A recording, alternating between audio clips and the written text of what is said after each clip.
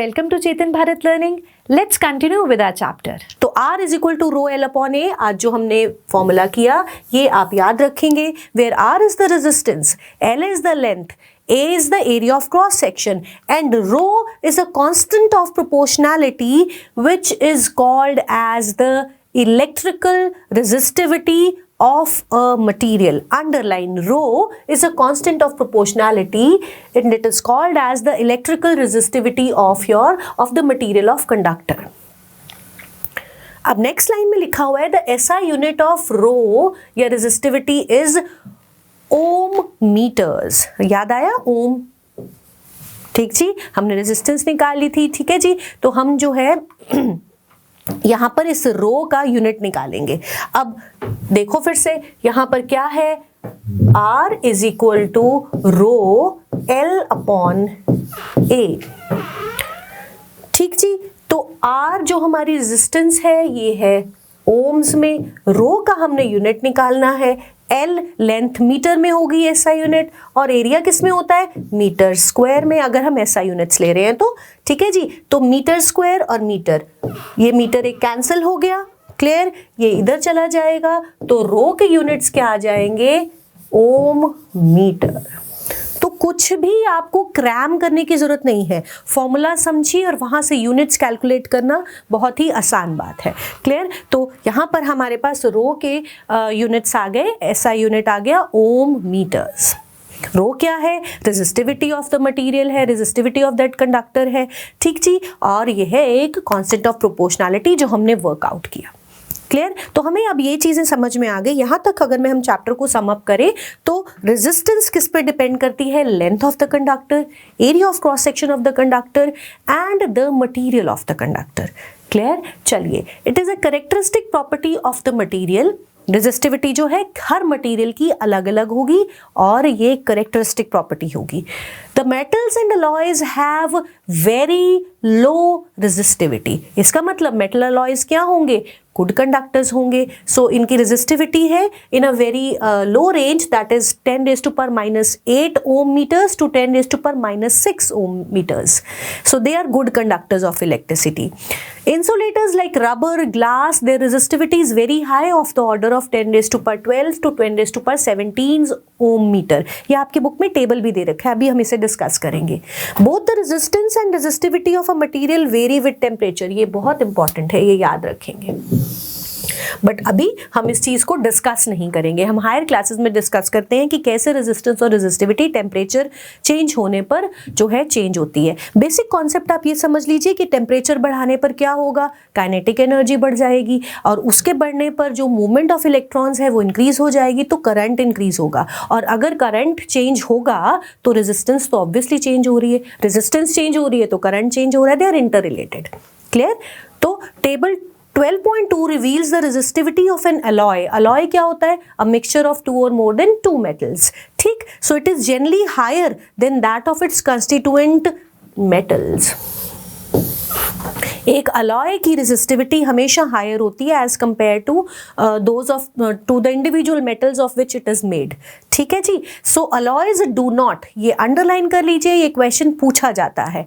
Alloys do not oxidise, they do not burn readily at high temperatures. इसीलिए हम alloy wires use करते हैं. They are commonly used in electrical heating devices, चाहे वो heaters हैं, ions हैं, toasters हैं, यहाँ पर हम अलॉयज यूज करते हैं. ऐसी वायर्स यूज करते हैं which are made up of alloys. और रीजन आप ये जरूर याद रखेंगे, because alloys have a higher resistivity, that means that they do not oxidise, they do not burn at high temperatures. इसीलिए हीटिंग डिवाइसेस में जहां पर टेम्परेचर हाई हो जाना है वहां पर हम अलॉय की वायर्स यूज करते हैं. क्लियर जी, बट हम बल्ब के अंदर, इलेक्ट्रिकल बल्ब जो हैं, अगर पहले के बल्ब याद हो आपको, अब तो एलईडीज आ गए हैं, CFLs आ गए हैं, तो अगर येलो बल्ब जो पहले आते थे उनके अंदर आप देखें तो इस तरह से आपको फिलामेंट दिखाई देती है. ठीक जी, कुछ इस तरह से होता है बल्ब. सो हम अगर ये देखें, ये जो फिलामेंट है ये बनी होती है टंगस्टन की. Tungsten is a metal of which this filaments are made, और यहाँ पर हम टंगस्टन इसलिए यूज करते हैं क्योंकि tungsten can tolerate very high temperatures, it does not melt even up till a temperature of 3800 degree Celsius. तो tungsten is used in the filaments of bulbs. ठीक जी। सो इलेक्ट्रिक डिवाइसेस में जो heating devices हैं हमारे, irons, toasters, heaters, इनमें हम use करेंगे अलॉयज। ठीक जी। Tungsten is used almost extensively for filaments of electric bulbs, whereas copper, aluminium, metals जो है they are generally used for electrical transmission lines. Clear? क्योंकि रेजिस्टिविटी बहुत कम है इनकी। क्लियर? चलिए हम इस टेबल को देख लेते हैं। ये आपकी बुक में दिया हुआ है टेबल, आपको इसको लर्न करने की ज़रूरत नहीं है। डोंट क्रैम इट, ये नहीं सोचना भाई मैं ये वैल्यूज़ याद कर लूँ, ये वैल्यूज़ आपको याद नहीं होंगी। सिर्फ आप थोड़ा सा आइडिया रखेंगे, ये ध्यान रखेंगे कि जितने भी हमारे कंडक्टर्स हैं, ठीक जी, उनकी रेजिस्टिविटी लोअर है। अलॉयज़ की कंडक्टर से ज़्यादा है बट इंसुलेटर्स से कम है। तो इंसुलेटर्स कौन से हैं, अलॉयज कौन कौन से हैं, कंडक्टर्स कौन से, ये आप एक बार गो थ्रू हो जाइए। ठीक जी। So conductors have a lower resistivity, alloys have a resistivity between the conductors and the insulators, और इंसुलेटर्स की रेजिस्टिविटी बहुत ज़्यादा है। क्लियर? अब जब आपको न्यूमेरिकल्स आएंगे R is equal to rho L upon 1 पर बेस्ड, तो आपको वो रेजिस्टिविटी दी जाएगी क्वेश्चन के अंदर, आपको उसकी वैल्यू यूज करनी है। ठीक जी। सो रेजिस्टिविटी यानी कि यहाँ पर रो की वैल्यूज आपको दी हुई हैं। क्लियर? तो जब भी आपको क्वेश्चन आएगा आपको ये वैल्यूज दी जाएंगी, बट आपको बेसिक कॉन्सेप्ट क्या याद रखना है, आपसे पूछ लिया जाए कंडक्टर्स हैव लोअर रेजिस्टिविटी या हाई रेजिस्टिविटी, तो conductors have a lower resistivity. और अलॉयज हम क्यों यूज करते हैं? क्योंकि इनके मिडवे रेजिस्टिविटी लाई करती है, इसीलिए हम इनको हीटिंग डिवाइसेस में यूज करते हैं, क्योंकि ये ऑक्सीडाइज या बर्न नहीं होते एट हाई टेम्परेचर्स। क्लियर? चलिए अब हम कर लेते हैं क्वेश्चंस।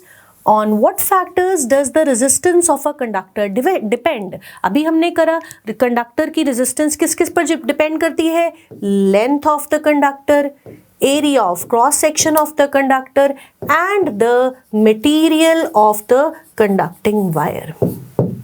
अगर ये वन लाइन आंसर है तो आप सिंपली लिख देंगे it depends upon length of the conductor, area of cross section of the conductor, material of the conductor. But अगर वो रिलेशन पूछ लेते हैं तो कैसे कैसे डिपेंड करता है, फिर हम लिख देंगे R is directly proportional to L, R is inversely proportional to area of cross section.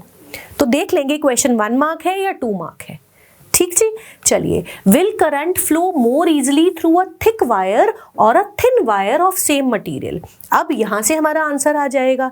Thick wire मतलब एरिया ऑफ क्रॉस सेक्शन ज्यादा, एरिया ऑफ क्रॉस सेक्शन ज्यादा मतलब रेजिस्टेंस लो, रेजिस्टेंस लो मतलब करंट ज्यादा फ्लो करेगा। सो हम क्या लिखेंगे, current will flow more easily through a thick wire of the same source because of the same material। क्यों? क्योंकि resistance is inversely proportional to area of cross section। तो हम एक लाइन और ऐड कर देंगे, more the area of cross section, lesser the resistance and easier is the flow of electric current। Clear? Rho is equal to R is proportional to 1 by A, inversely proportional to area। तो यहां से आप अपना answer बना सकते हैं। Clear हुआ?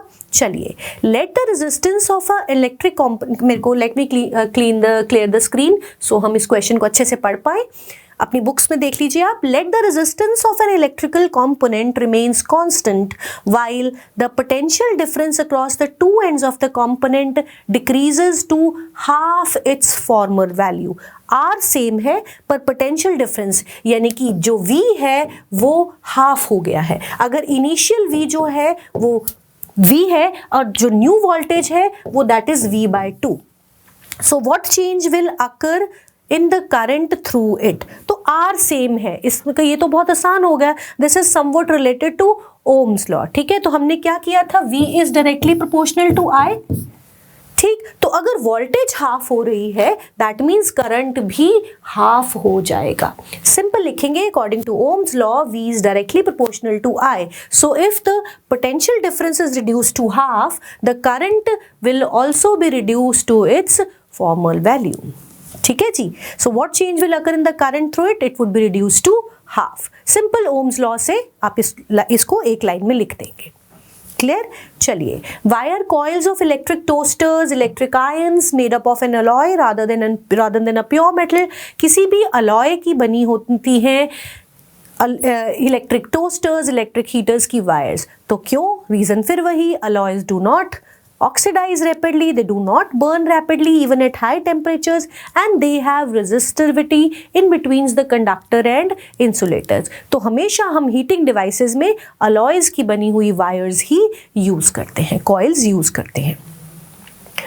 Use the data in table 12.2 to answer the following questions. Which among iron and mercury is a better conductor? तो देख लेते हैं, आयरन कहाँ है? यहाँ है।